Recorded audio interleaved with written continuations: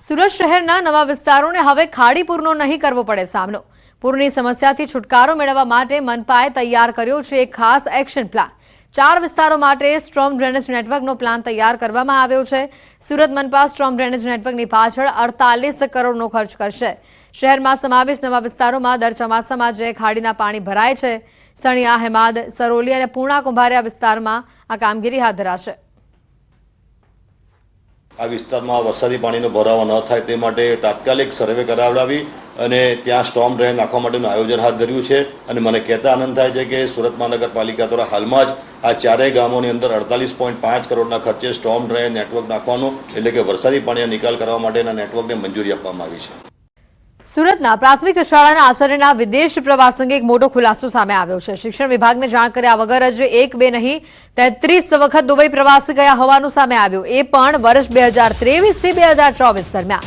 સુરેન્દ્રનગર પ્રાથમિક શિક્ષણ સમિતિના શાળા નંબર 285ના આચાર્ય પરવાનગી વગર વેપાર અર્થે વિદેશ જતા હોવાનું સામે આવ્યું છે।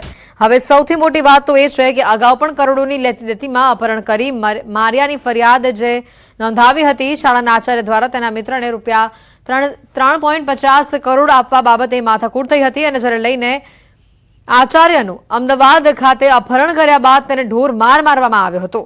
તેની આચાર્ય સંજય પટેલે પોલીસ ફરિયાદ પણ દાખલ કરાવી હતી અને આ અંગે સુરતમાં અધિકારીને કોઈ પણ માહિતી નથી। ત્યારે હાલ તો આચાર્ય અકસ્માતનું બહાનું કાઢીને મેડિકલ લીવ પર ઉતરી ગયા છે। ત્યારે સુરત નગર શિક્ષણ સમિતિના શાસનના અધિકારી મેહુલ પટેલે જણાવ્યું છે કે કોઈ પણ શિક્ષક કે આચાર્ય વિદેશ પ્રવાસ કરે તો તે ફરજિયાત સંબંધિત સરકારી અધિકારીને એનઓસી લઈ જાણ કરવાની રહે છે।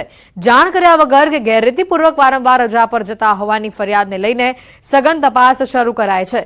જો આચાર્ય દોષિત જાહેર થાય તો આચાર્યને બરતરફ કરવા સુધીની પણ સજા થઈ શકે તેમ છે।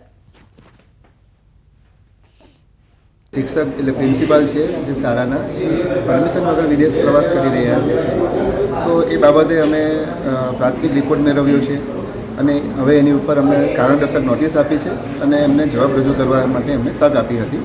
ત્યારબાદ એમને રૂબરૂ સુનાવણી માટે પણ બોલાવ્યા હતા અને હાલમાં તેઓ મેડિકલ લીવ ઉપર છે। ગોળીબાર શિક્ષકની હવે ખેર નથી। શાળા નંબર 285ના આચાર્ય સંજય પટેલને સસ્પેન્ડ કરવામાં આવશે। શિક્ષણ મંત્રી પ્રફુલ્લ પાનસેરાએ આચાર્યને સસ્પેન્ડ કરવાના આદેશ આપ્યા છે। દુબઈમાં વેપાર કરતા શિક્ષકે 1 વર્ષમાં 33થી વધુ વખત દુબઈની ટ્રીપ મારી શિક્ષકના વિદેશમાં મજા, બાળકોનું ભાવિ અધ્ધરતાલ આ પ્રકારના દ્રશ્યો આવ્યા છે। શાળાઓમાં લાંબી રજાઓ મૂકીને આ શિક્ષક વિદેશ પ્રવાસ કરી રહ્યા છે। વિદેશ પ્રવાસ કરનાર સામે કાર્યવાહી કરવાની માંગ છે। આ વર્ષ દરમિયાન ઉપાડેલા અભિયાનમાં કુલ 60 શિક્ષકો મળી આવ્યા છે તેવું પ્રફુલ્લ પાનસેરાનું નિવેદન સામે આવ્યું છે। ગોળીબાર શિક્ષકોને સસ્પેન્ડ કરવાના આદેશ પણ તેઓએ આપ્યા છે। ભ્રષ્ટાચાર ઉપરનું પણ આ એક વધુ સ્ટેપ। લાખોમાંથી આવા એકલ દોકલ શિક્ષકો હોય છે જેના વિરુદ્ધ કાયદેસરની કાર્યવાહી થશે તેવું પ્રફુલ્લ પાનસેરાએ જણાવ્યું। સાથે જ કહ્યું કે ખંતથી શિક્ષણ કાર્ય કરાવતા શિક્ષકોની પાનસેરિયા સરાહના કરી છે।